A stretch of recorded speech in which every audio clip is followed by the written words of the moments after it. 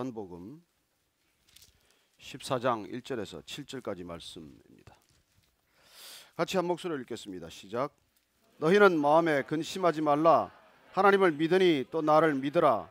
내 아버지 집에 거할 곳이 많도다. 그렇지 않으면 너희에게 일렀으리라. 내가 너희를 위하여 거처를 예비하러 가노니 가서 너희를 위하여 거처를 예비하면 내가 다시 와서 너희를 내게로 영접하여 나 있는 곳에 너희도 있게 하리라. 내가 어디로 가는지 그 길을 너희가 아느니라. 도마가 이르되 주여 주께서 어디로 가시는지 우리가 알지 못하거늘 그 길을 어찌 알겠사옵나이까. 예수께서 이르시되 내가 곧 길이요 진리요 생명이니 나로 말미암지 않고는 아버지께로 올 자가 없느니라. 너희가 나를 알았더라면 내 아버지도 알았으리로다. 이제부터는 너희가 그를 알았고 또 보았느니라. 아멘. 하나님 아버지, 저희들이 예수님을 더 알고자 이렇게 나와왔습니다. 말씀하시는 주님 앞에 저희들이 듣는 귀가 되어서 예수님이 누구신지 예수님 스스로 선포하는 말씀을 저희들 경청하고자 합니다. 그 말씀이 우리 안에 새겨져서 그 말씀이 우리의 길이 되고 진리가 되고 생명되어 능력되게 하여 주옵소서. 예수님 이름으로 기도합니다. 아멘. 예수님은 누구십니까? 에 대한 우리가 질문, 그 질문에 대한 예수님 스스로의 답변, 오늘 6번째 말씀이에요. 예수님께서는 제자들에게 묻습니다. 세상 사람들이 나를 대체 누구라고 하느냐? 엘리야라고도 하고 세례 요한이 살아왔다고도 합니다. 너희들은 나를 누구라고 하느냐? 베드로가 대답하지요. 주는 그리스도시요 살아계신 하나님의 아들입니다. 예수님께서도 그 답을 듣고 놀라셨어요. 바요나 시몬아, 복이 있도다. 이를 알게 한 이는 사람이 아니야, 혈육이 아니야. 하늘에 있는 내 아버지께서 이를 알게 하신 것이다. 여러분, 예수님이 그리스도다, 예수님이 메시아다, 이건 사람이 할 수 있는 고백이 아니에요. 눈앞에 사람을 두고 12 제자들이 가이사랴 빌립보 지방에서 그 묻는 질문에 주는 그리스도다, 내 눈앞에 있는 이분이 메시아다, 하나님이다, 이런 고백은 할 수 있는 게 아니에요. 그래서 예수님 내 능력으로 믿는 것 아닙니다. 그리고 우리는 예수님이 누구신지를 예수님 스스로 선포하는 이 말씀에 귀를 기울이게 된 이 고마운 동기는 어디서 비롯된 것입니까? 사도 요한은 제자들 중에서 가장 오래 살았던 사람이에요.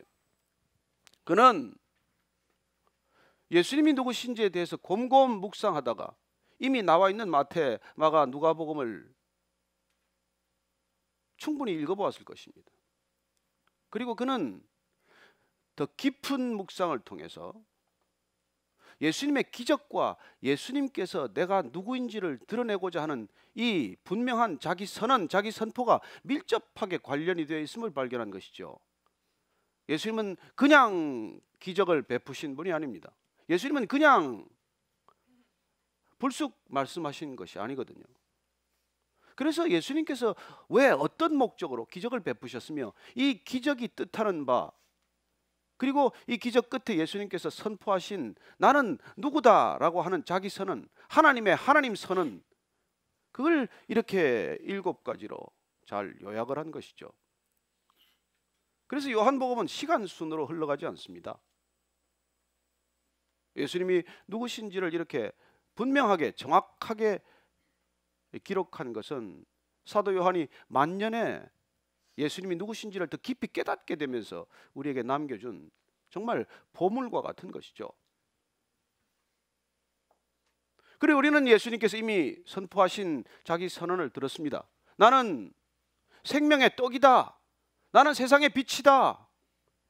나는 양의 문이다. 나는 선한 목자다. 나는 부활이요 생명이다. 오늘 6번째, 나는 길이요 진리요 생명이다. 이렇게 선언하시는 것입니다. I am the way, the truth, the life. 왜 I am a way가 아니고 the way냐? 이게 시험거리가 되는 사람들이 많습니다. 왜 I am one of the truth가 아니고 왜 그가 I am the truth라고 하냐? 이게 거슬리는 사람들이 있는 게 오늘날 아닙니까? 그래서 우리가 그분이 유일한 길, 많은 길의 하나가 아니라 유일한 길, 많은 진리의 하나가 아니라 유일한 진리임을 우리가 믿음으로 받아들일 수 없다면 우리의 신앙은 아무 근거가 없는 것이죠. 저는 우리가 예수님께서 이렇게 선포하신 이 선포가 한 점 의심 없이 믿어질 수 있게 되기를 바랍니다. 그 믿음이 우리에게 오지 않으면 우리는 정말 불쌍한 사람들이에요. 여러분, 이 세상에 가장 불쌍한 게 믿지 않는데 믿는 채 하고 사는 것입니다. 그것처럼 바보 같고 어리석은 일이 어디 있습니까? 안 믿어지면 안 믿어진다고 분명히 말할 것이지, 안 믿는데 믿는 채 하고 사는 일이 얼마나 어리석은 일입니까? 무슨 능력이 나타나겠어요? 무슨 변화가 있겠습니까? 무슨 삶의 기쁨이 있겠어요? 안 믿는데, 안 믿어지는데. 저는 여러분들이 안 믿어질 때 주님한테 정말 정직하게 기도할 수 있게 되길 바랍니다. 믿음 없음을 도와주십시오. 저는 믿음이 부족합니다. 안 믿어집니다. 주님께서 믿을 만한 사건을 반드시 주십니다. 쉬운 일은 아니겠지만 그 믿음 좀 더 하려다가 아주 고생은 세게 하시겠지만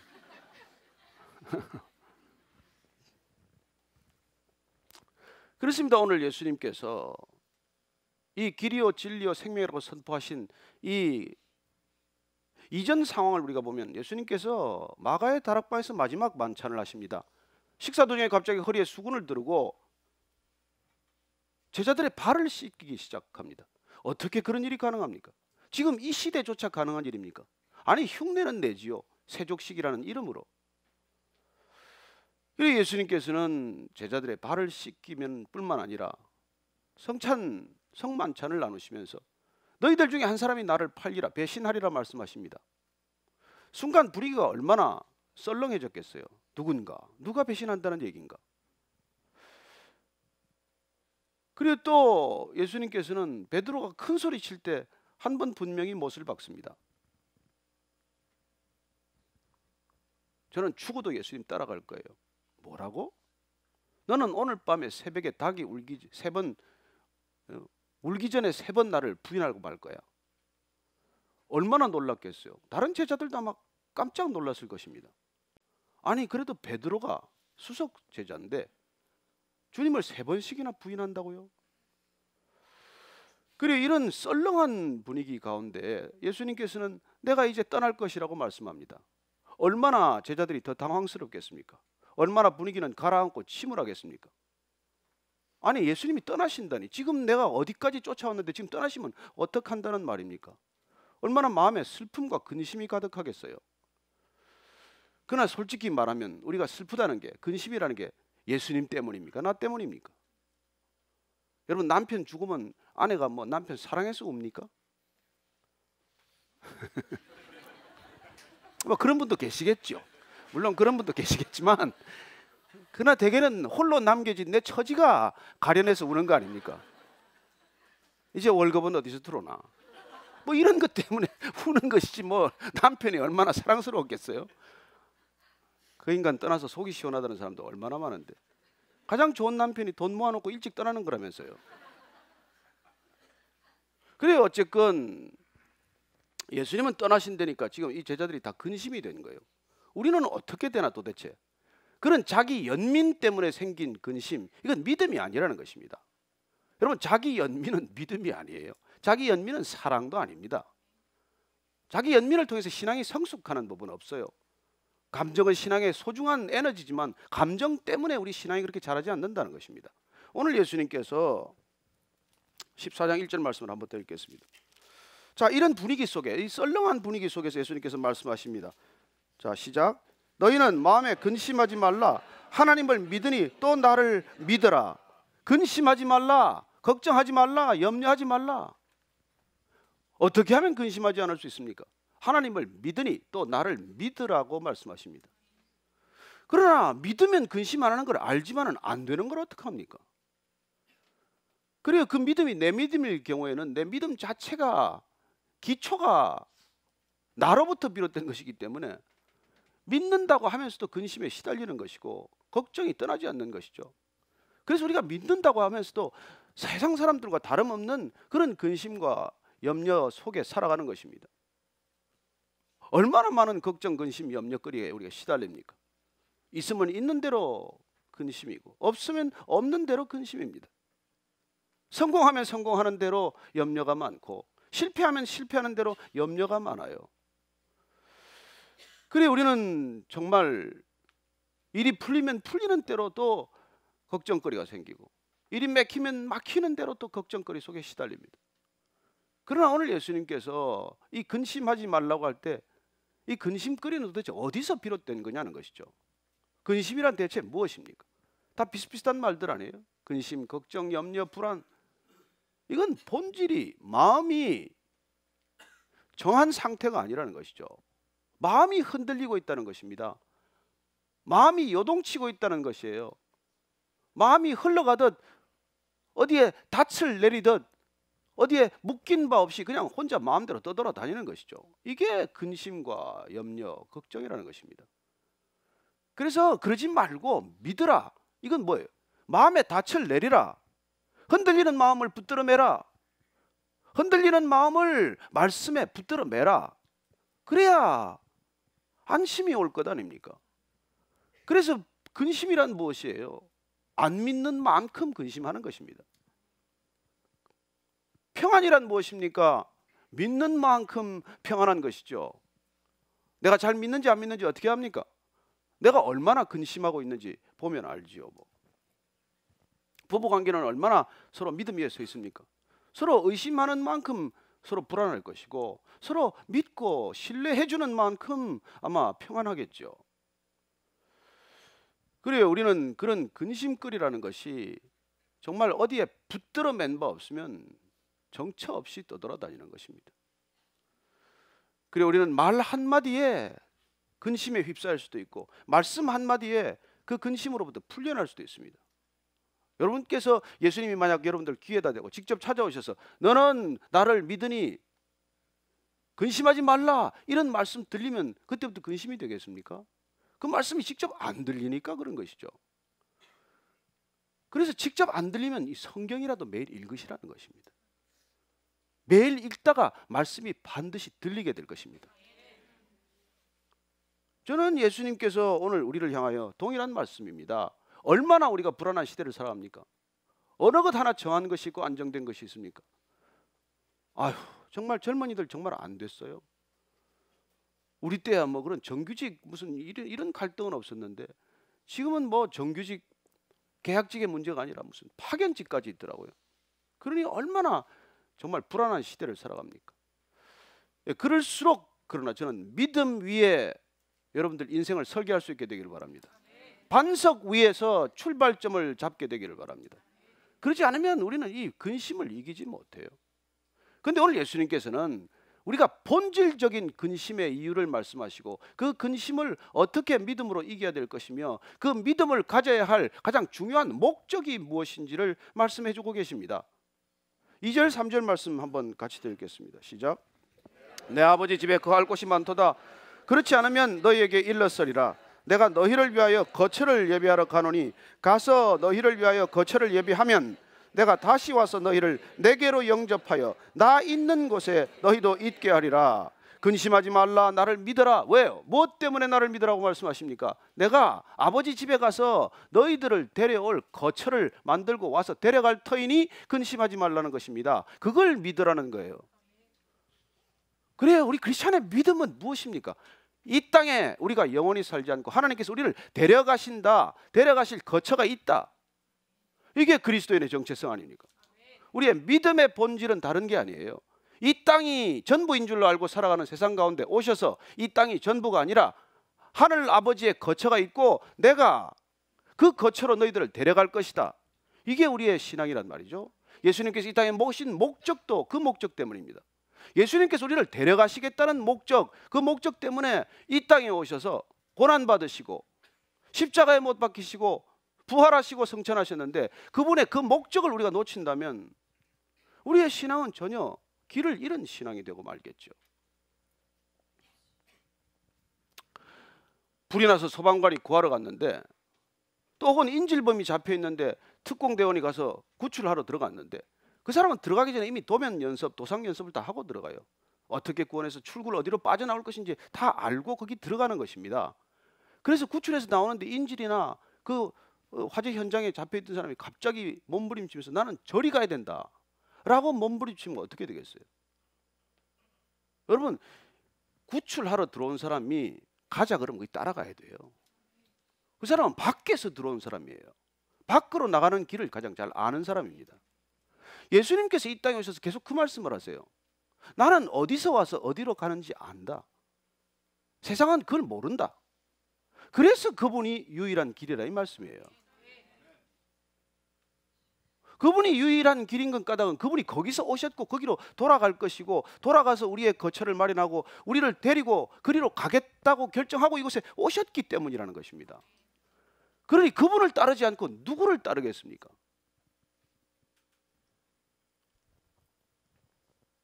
저는 예수님께서 이 땅에 오셔서 내가 길이다 이렇게 선포하신 것이 여러분들 얼마나 다행스럽고 감사한 일인지 모릅니다.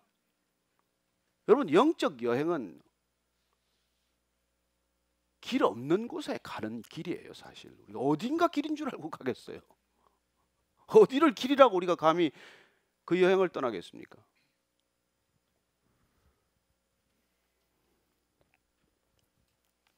그래서 예수님께서 정말 이 길 되셨다는 것이 저는 참으로 우리에게는 말할 수 없는 축복이라는 것입니다.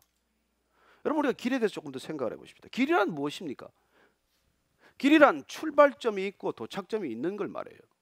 출발점과 도착점 사이를 우리는 길이라고 말합니다. 예수님이 내가 길이다고 하실 때는 출발지가 있고 도착지가 있다는 뜻이에요. 그분이 길인 까닭은 우리가 이쪽 출발점에 지금 서 있다고 생각하는데 아니다. 너희가 출발지는 어디이며 도착지가 어디인지를 분명히 알고 계시고 그걸 우리에게 알려주시고 그리고 우리가 그 길로 가는데 그 분이 바로 곧 길이 되신다는 말씀, 그 약속이란 말이에요. 그분을 따르는 것보다 확실한 분명한 약속이 어디 있을 수 있겠습니까? 저는 여러분들이 길 아닌 길에서 헤매지 않게 되기를 바랍니다. 자, 그 길이 길이냐? 그 길만이 길이냐? 그래서 그분만이 길이 아니라고 생각하는 사람들은 대체 어떤 길을 가고 있습니까? 이 세상은 대체 예수님이 길이 아니라고 생각하는 사람들이 더 많은 세상이지만 아니 예수님을 따른다고 하는 사람조차도 그분이 가는 길과는 이상한 길로 접어들어서 가는 게 지금 이 시대의 모습이지만 도대체 어디를 길이라고 가고 있겠어요? 우리 한번 생각을 해보십시다. 자, 첫째는 길 없는 길을 가는 사람들이에요. 원래 길이 없는데 그 길 자꾸 그냥 고집 부리고 가는 사람들이에요. 자, 길 없다고 하는 사람들이 가는 길은 어디까지 이를까요? 막다른 골목에 이르는 것이죠. 원래 길이 없으니까 골목 앞에 딱 막히는 것입니다. 보통 그런 길은 들어갈 때 앞에 보면 길 입구에 써놨어요. 더 이상 가봐야 길이 없습니다. 막다른 골목입니다. 설마 막다르겠어? 한번 가봐야지. 그래도 그렇게 고집스럽게 가는 사람이 있어요. 또 인생 꼭 그렇게 사는 사람이 있습니다. 돌이 뭐 그렇게 단단하게 해서 한번 부딪혀 봐야지. 그러다가 머리가 깨지는 것이죠. 아니, 돌이 딱딱하다고 하면은 그냥 안 부딪히면 되지. 왜 머리를 꼭 부딪혀 봐야 돼요? 제 아이가 어릴 때는 뭐 그 이렇게 차돌을 구워가지고 얼마나 뜨거운지 한번 대보다가 이렇게 참 실수했는데 애들도 아니고 애라면 그럴 수 있어요. 그리고 우리가 길 없는 길을 가는 어리석은 삶을 살아서는 안 된다는 것입니다. 길이 없다면 그 길은 아니에요. 그 다음에 길 아닌 길을 가는 사람들은 수없이 많습니다. 이게 길인가 봐 그러고 가는 거예요. 그렇게 알코올릭이 되는 거예요. 이 알코올 따라가면 그래도 기분이 좋은가 봐. 그렇게 한 번, 두 번 가다가 알코올릭이 되는 거 아닙니까? 마약 중독이 별 거예요. 이 길이 그래도 나를 어떤 길보다도 나를 편안하고 안락하게 해준다고 한두 번 가다가 덜컥 걸려든 거 아닙니까? 성 중독은 어때요? 청소년들의 게임 중독은 어떻습니까? 길 아닌 길을 그렇게 가는 것이죠. 저는 이 시대가 길 아닌 길을 가다가 인생 끝나는 사람들 수없이 많이 봅니다. 여러분, 길 아닌 길은 아예 가서 안 될 길이에요. 그래요. 길 아닌 길은 그러나 분별해서 또 안 가는 사람들이 덜어 있긴 해요. 근데 중요한 건 또 길 같은 길로 가는 사람들은 이건 또 어떻게 해요? 길 같은 길은 무엇입니까? 학문의 길, 예술의 길. 그래, 우리가 이런 길들을, 스포츠의 길, 이런 무수한 사람들이 간다고 그 길을 따라가는 길은 어떠냐고요? 여러분, 그건 길인 줄 알고 갔다가 길 놓치는 길이에요. 길인 줄 알고 갔다가 길 잃어버리는 길이에요. 여러분, 인생 이 길 가다가 실패하는 사람 한두 사람 보셨습니까? 여러분들 주위에 이런 사람 지금 널려 있듯이 널려 있지 않습니까? 자, 길 아닌 길을 이렇게 가는 건 그나마 조금 나아요. 그래도 가장 위험한 길 아닌 길은 어떤 길일까요? 길 같아 보이는 길. 그게 종교라는 것입니다. 예수님께서 이 땅에 오셔서 가장 유대인들을 향하여, 종교 지도자들을 향하여 질타하셨던 이유가 무엇입니까? 길이라고 속이는 길, 길 같아 보이는 길을 제시하고 그것이 진리의 길이라고 주장하는 그들한테 예수님께서 격분하신 것이죠. 여러분, 학문이나 예술은 길 잃어버려도 그래도 조금 나은데, 이 종교의 길은 잘못 가면 그 길의 삭은 죽음이고, 그 죽음은 육신의 죽음이 아니라 영혼의 죽음이라고 하는 것입니다. 영혼을 삭스로 지불해야 되는 길이에요. 그래서 예수님께서는 나 이전에 온 사람은 다 도적이요 강도다, 그렇게 극언하는 것입니다. 그 길 잘못 가면 영혼을 잃어버리는 길이기 때문에. 예수님 이후로는 어떻습니까? 마찬가지죠. 그래서 저는 여러분들이 깨어 기도하기를 원합니다. 길 같은 길이 더 위험하다는 거예요. 길 없는 길, 길 아닌 길이야 돌이키면 그 말이지만은, 이 길 같아 보이는 길은 여러분 잘못 떠났다가는 그야말로 내 영혼이 잃어버리는 그런 대가를 지불해야 한다는 것이죠. 그래서 예수님께서 I am the way, 이 말씀을 하시는 그 이유나 그 분명한 뜻을, 의도를 우리가 알아야 되는 것입니다. 왜냐하면 이걸 놓치면 여러분 그냥 이게 그냥 인생 전체가 왔다 갔다 하는 일일 뿐만 아니라 영혼에서 영혼까지 왔다 갔다 하는 일이기 때문에 그런 것이죠. 그래서 예수님께서 제자들에게, 이게 조금 떠보는 것 같아요. 5절 4절 말씀 한번 읽어보겠습니다. 시작. 내가 어디로 가는지 그 길을 너희가 아느니라. 예수님께서 지금 3년간 데리고 다닌 제자들이에요. 알만할 때는 된 것은 사실입니다. 그러나 제자들이 어떤 제자들입니까? 아직까지 예수님이 왜 십자가를 져야 하는지조차도 분명히 알지 못하는 제자들이에요. 그럼에도 불구하고 예수님은 내가 이제 그 길을 갈 텐데, 너희들을 데려갈 그 길을 가는데 너희들은 그 길을 알아야 돼, 이런 뜻이에요. 다들 지금 뭐 마음은 어렵고 힘든데 또 길 얘기를 하니까 저는 또 왜 예수님께서는 길 얘기를 저렇게 오래 하시나, 이런 생각이 들었을 법한데, 도마가 아주 용기 있게 질문을 해요. 도마의 질문을 한번 같이 물어보십시다. 시작. 도마가 이르되 주여, 주께로 어디로 가는지 우리가 알지 못하거늘 그 길을 어찌 알겠사옵나이까. 저는 이래서 도마가 마음에 들어요. 모를 때는 모른다고 물어야지. 이거 보면 모르면서 아는 체 하는 게 큰 문제예요.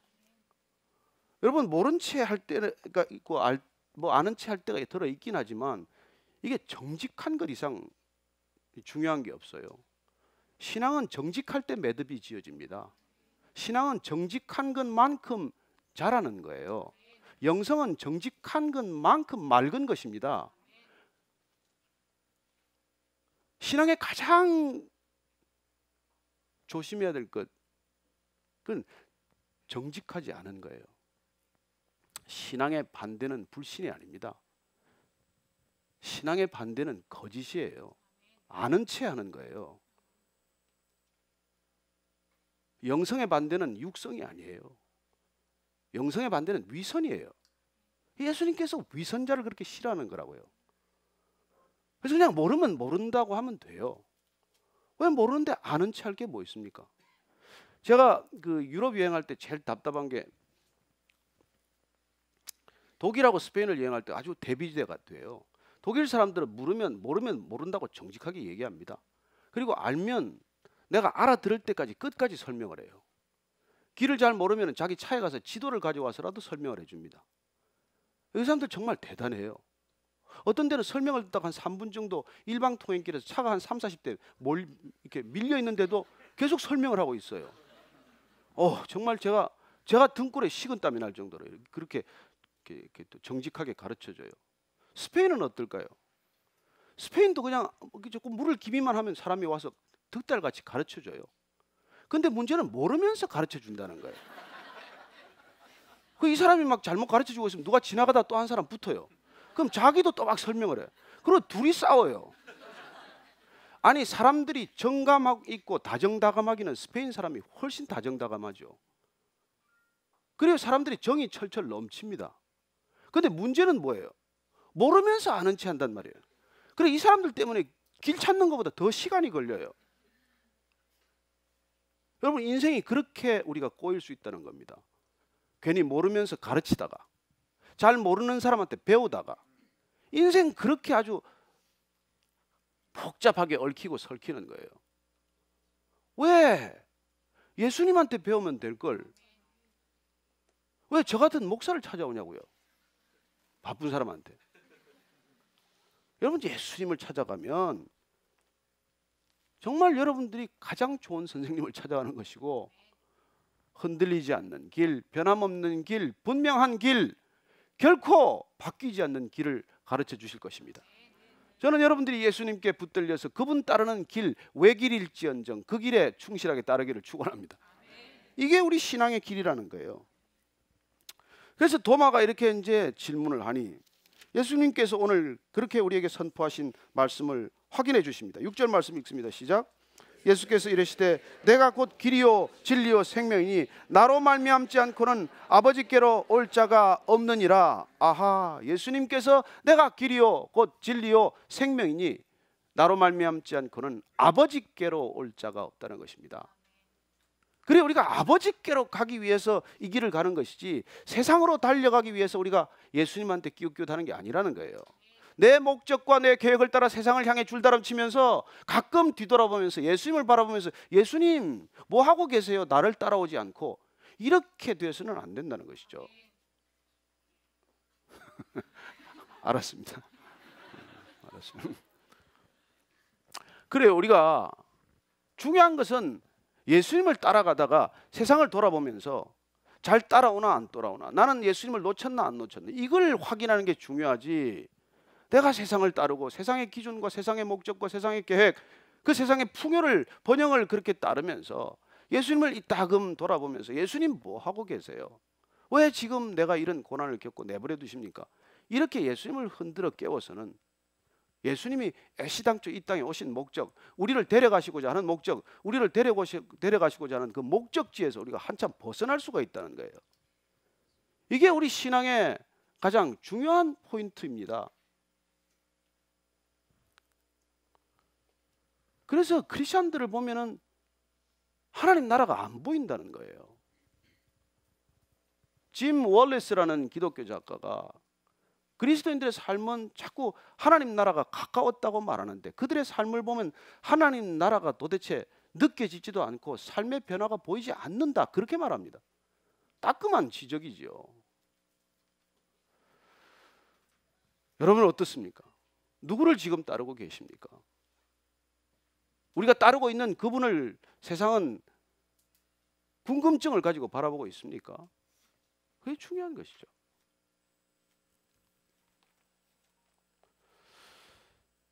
베드로도 예수님을 따른다고 그렇게 따랐지만, 그렇게 예수님이 누구신지까지 분명한 답을 얘기했지만, 그러나 끝내 주님을 부인하고 말았던 그러나 그가 결국 마가의 다락방에서 성령 세례를 받고 비로소 내가 누구를 따라야 하는지를 분명히 알게 되었고, 그분이 진정으로 길이라는 걸 확인하고 난 뒤에 얼마나 담대해졌습니까? 그는 유대 지도자들을 향해서 선포합니다. 천하 만민 가운데 예수님 이외에 다른 구원의 이름을 준 적이 없다, 그렇게 선포하는 사도로 바뀐 것이죠. 그리고 길이란 예수님 그분이 오직 하늘과 땅을 연결하는 길이기 때문이심이고, 그분이 진리라고 말하는 까닭은 그 길을 우리가 갈 때 진리란 그 길을 밝히는 빛이기 때문입니다. 내 말이 너희 안에 거하면 너희가 진리를 알지니 진리가 너희를 자유케 하리라. 우리가 빛 안에서는 자유할 수 있죠. 어둠 가운데서는 자유롭지 못합니다. 여러분들, 어둠 가운데서 우리는 길을 찾을 수가 없어요. 가룟 유다는 주님께서 마지막까지 기회를 주셨던 사람입니다. 그럼에도 불구하고 그는 끝내 빛 되신 주님을 떠나서, 진리 되신 그분을 떠나서 어둠 속으로 떠났던 사람입니다. 그가 문 밖으로 나갈 때 밖은 캄캄한 어둠이었습니다. 그러나 빛 안에 있던 베드로마저도 그가 주님을 부인하는 순간 그의 마음 가운데는 짙은 어둠 속에 휩싸였을 것입니다. 주님을 다시 만나서 마지막에 갈릴리 해변가에서 내가 나를 사랑하느냐 3번씩 확인할 때, 그 질문에 내가 주를 사랑한다고 답변할 때까지 그는 빛을 떠났기 때문에, 진리 되신 그분을 떠났기 때문에 어둠 가운데 방황했던 시간이라는 것이죠. 저는 여러분들이 빛을 떠나서 방황하지 않게 되기를 바랍니다. 빛 안에 머무를 때, 빛 가운데 걸어갈 때, 빛과 동행할 때 우리는 비로소 자유로운 것이죠. 두려움이 없는 것이죠. 그래서 우리는 그분과 함께 당당하게 이 세상을 걸어갈 수 있는 것입니다. 실족하지 않고 걸어가게 되시기를 바랍니다. 주님과 함께 손잡고 분명하게 세상 사람들이 저분이 주님과 함께 걷는 것이 느껴지고 보여지고 들려지게 되시기를 축원합니다. 우리의 신앙은 그런 거라는 것이죠.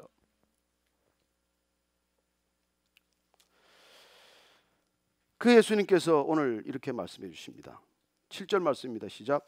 너희가 나를 알았더라면 내 아버지도 알았으리로다. 이제부터는 너희가 그를 알았고 또 보았느니라. 예수님께서 결정적으로 말씀해 주십니다. 내가 길이요 진리요 생명이라는 것을 너희들이 믿음으로 받아들인다면 너희들은 하나님 아버지를 알았고 또 보았다라고 말씀하시는 것이죠.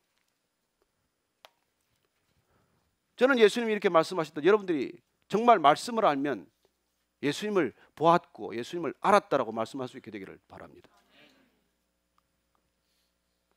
이렇게 알았고 보았다라고 말하니까 또 빌립이 또 실컷 얘기했는데, 실컷 얘기 끝났는데, 그래도 아버지를 한 번만 보여주시면 제가 속이 시원하겠는데 또 그렇게 얘기합니다.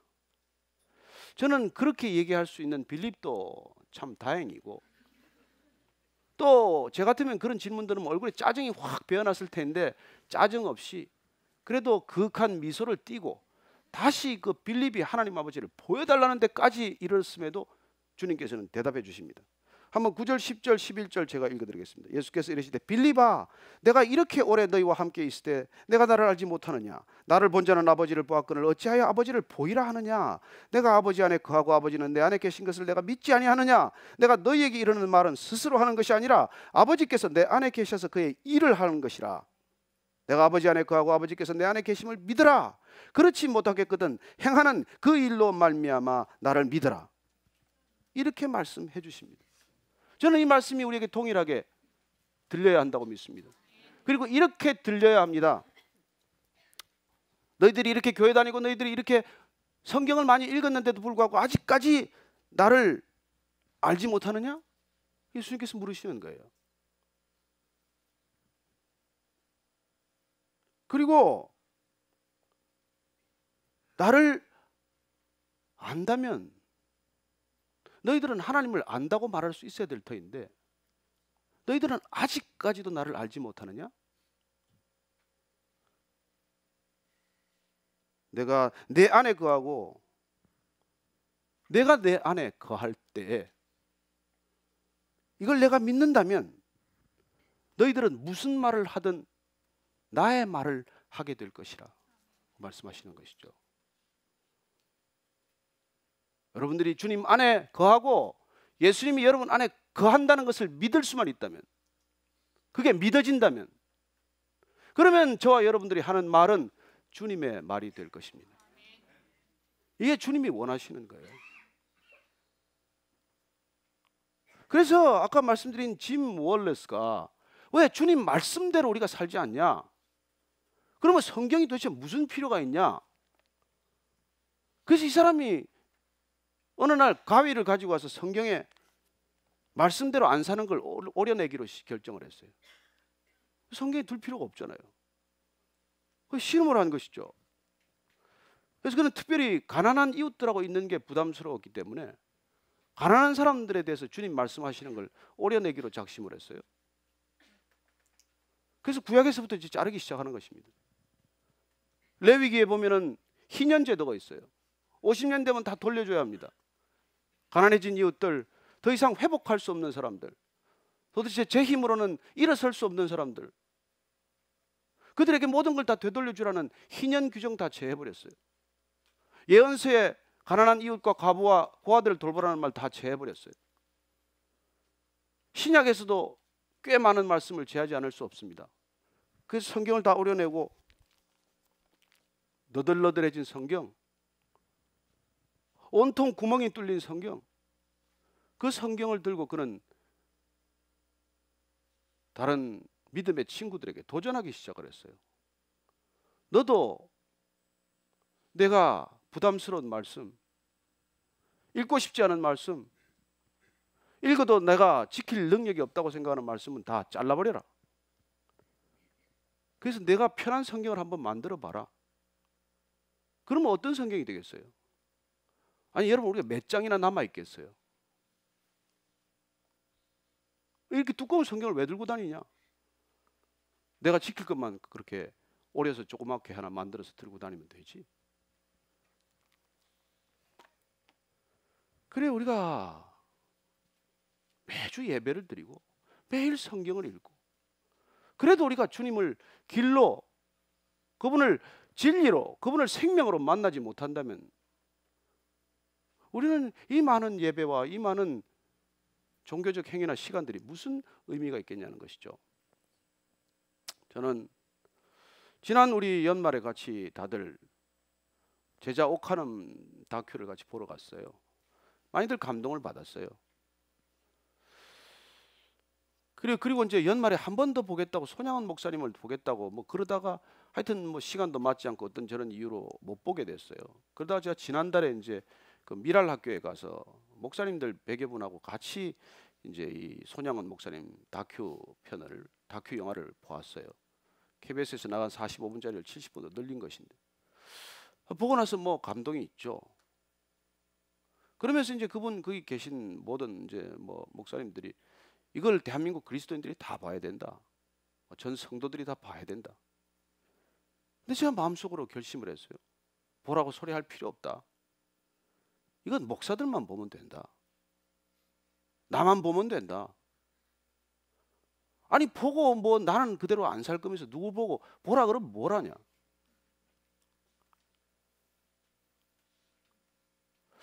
그래요, 오늘날 우리가 정말 길 대신 그분의 길을 가고 있냐는 것이죠. 우리는 세상의 길을 가기 위해서 그분을 잠시 우리 길에다 불러 세우는 건 아닙니까? 우리는 그분만이 진리라고 말하면서 세상의 많은 지식들 가운데 그냥 성경적 지식 하나를 더 우리가 그냥 늘리기 위해서 성경 공부하는 건 아닙니까? 우리는 뭐 그분만이 영원한 생명이라고 말하지만은 우리 육신의 생명에 너무 집착한 나머지 그분조차도 우리 육신의 생명을 늘리는데 우리가 소용이 닿는다고 말하지는 않습니까? 그래요, 오늘 우리가 예수님께서 정말 길이요 진리요 생명이라고 할 때 저는 이 선포에 대해서 우리가 정말 믿음으로 받아들일 수 있게 되기를 바랍니다.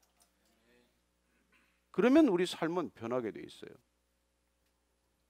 우리는 더 이상 내 의지대로 내 길을 가고자 하지 않습니다. 어쩌면 우리는 내 생각을 갖다가 진리라고 착각하지 않습니다. 그래서 그분을 길이요 진리요 생명으로 만나는 길이 뭐예요? 또 다른 길이. 어떻게 해야 그분을 길이요 진리요 생명으로 만나느냐는 것이죠. 그럴 수만 있다면 나는 모든 것 다 내가 헌신하겠다, 그런 분들이 계십니다. 그리고 그분께서는 이 성경이 곧 길이요 진리요 생명이라고 우리에게 주신 것입니다. 그래서 이것 말고 이것을 해설하는 거나 이것 말고 이것을 설명하는 거나 이것 말고 이걸 그렇게 말씀을 전한다고 하는 것조차도 여러분들이 분별해야 한다는 것이죠. 저는 이 성경이 길이라고 믿습니다. 저는 이 성경이 곧 진리라고 믿습니다. 저는 이 성경을 통해서 우리가 생명을 얻는다고 믿습니다. 우리가 그래서 길이요 진리요 생명 대신 예수님을 만나고 따르는 길은 이 성경을 길이요 진리요 생명으로 우리가 믿음으로 따른다는 것, 그 외에 다른 길이 없다고 믿습니다. 그럴 때 여러분들은 정말 약속하신 성령을 받게 될 것입니다. 이상한 영에 헷갈리지 않을 것입니다. 그 성령이 오시면은 여러분들이 성경의 기림을 증거하게 될 것입니다. 그 성령이 여러분에게 오시면은 이 성경이야말로 진리라는 것을 깨닫게 할 것입니다. 그리고 말씀이 곧 성령이고 말씀이 곧 생명이라는 것을 우리가 날마다 경험하게 될 것입니다. 오늘 이 말씀은 이렇게 끝을 맺고 있습니다. 6절 말씀 한번 드리겠습니다. 시작.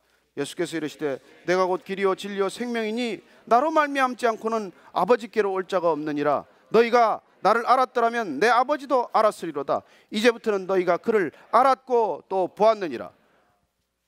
아멘 하십니까? 우리가 동일하게 이 말씀은 우리가 예수님을 알았더라면, 우리가 성경을 알았더라면 우리는 아버지도 알고 예수님도 알게 되는 것이고, 이제부터는 우리가 그를 알았고 또 보았다고 말합니다. 예수님 보고 싶습니까? 예수님 알고 싶으십니까? 저는 여러분들이 이 말씀 가운데 예수님을 만나고 볼 수 있다고 믿습니다. 의심 많은 도마가 아버지 좀 보여주십시오, 그렇게 또 질문했을 때 예수님께서 들려주신 답변입니다. 그래도 도마는 정직한 편이에요. 길 얘기를 하는데 길을 못 알아들었으니까 길 좀 보여주십시오.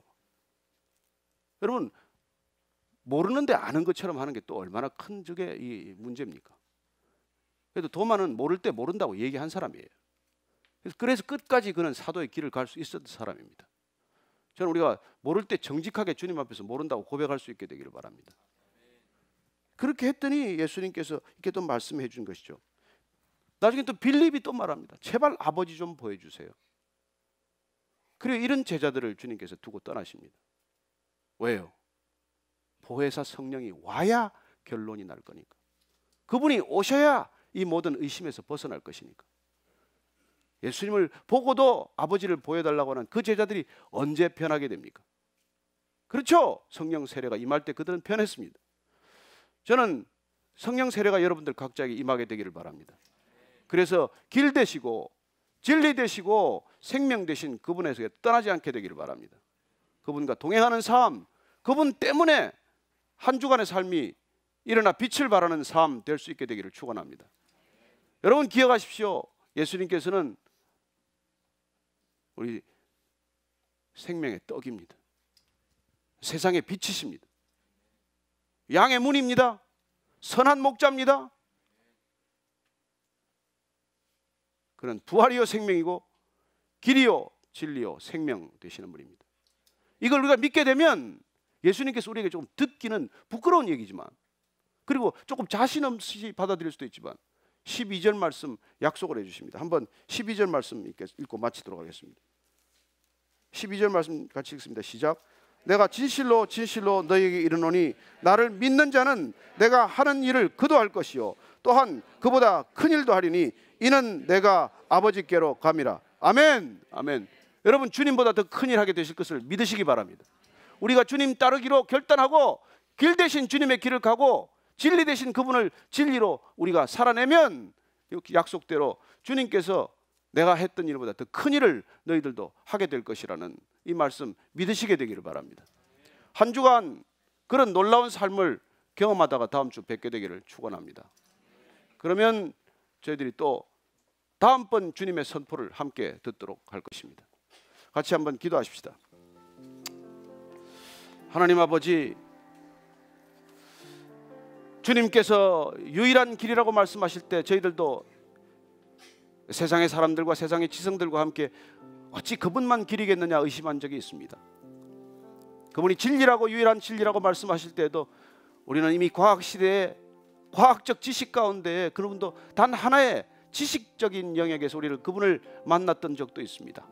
주님, 오늘 주님께서 이 자리에 선포하셨습니다. 내가 곧 길이요 진리요 생명이라고 말씀하셨사오니 주님, 길 되신 주님, 진리 되신 주님, 생명 되신 주님이 내 안에 날마다 살아 꿈틀거리는 놀라운 능력을 경험하게 하여 주옵소서. 예수님 이름으로 기도합니다. 아멘.